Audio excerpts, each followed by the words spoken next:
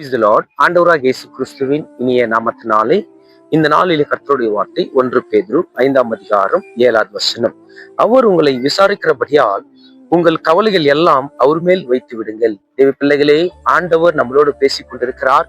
கவலையோடு துக்கத்தோடு இருக்கிற தேவ பிள்ளைகளே, உங்க கவலைகள் எல்லாவற்றையும் இயேசு கிட்ட வந்து சொல்லுகிற பிள்ளைகளாக இருக்க வேண்டும்.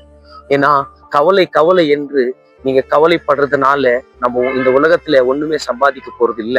கவலைகள் எல்லாவற்றையும் இயேசு கிட்ட வந்து சொல்லும் போது அந்த கவலை எல்லாவற்றிலிருந்து இயேசு நம்மளுக்கு விடுதலை கொடுக்குவா. தேவ பிள்ளையே, நம்ம கவலைப்படுறதுனால இந்த உலகத்துல நம்ம என்ன செய்ய போகிறோம்?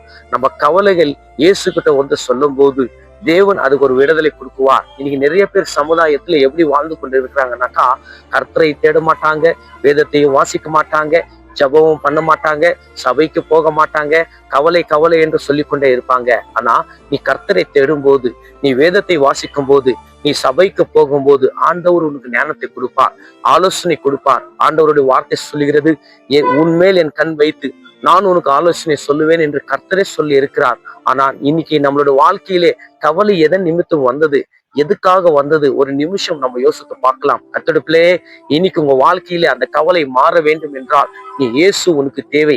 இயேசு ரட்சகர் தான் உனக்கு கவலை இருந்து விடுதலை கொடுக்குவார். உன் துக்கத்தை அவர் தான் சந்தோஷமாக மாற்ற முடியும். தேவ பிள்ளையே, இன்னைக்கு இந்த கர்த்தர் இந்த வார்த்தை மூலியமா உன்னோடு பேசினான் என்று நான் விசுவாசிக்கிறேன்.